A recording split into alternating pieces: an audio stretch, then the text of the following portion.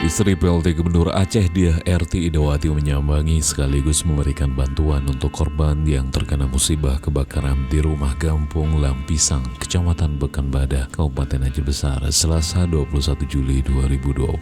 Istri PLT Gubernur Aceh Diah Erti Idawati menyambangi sekaligus memberikan bantuan untuk korban yang terkena musibah kebakaran rumah di Gampung Lampisang, Kecamatan Pekanbadak, Kabupaten Aceh Besar, Selasa 21 Juli 2020.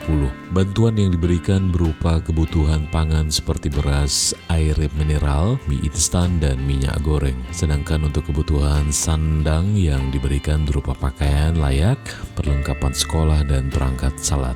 Kebakaran yang terjadi pada Minggu 19 Juli 2020 siang itu menghanguskan satu rumah yang berukuran 6x6 diameter persegi atau tipe 36 milik Kamaruzaman yang sehari-harinya bekerja sebagai petani di Gampung setempat. Akibat kebakaran yang diduga akibat jaringan arus pendek listrik itu menghanguskan seluruh harta benda milik pria kelahiran 46 tahun silam itu, dan diperkirakan dia mengalami kerugian material mencapai ratusan juta rupiah. Dia mengaku cukup prihatin dengan musibah yang dialaminya dan ia berharap keluarga yang mengalami musibah tersebut agar tabah dan kuat dalam menghadapi semua cobaan.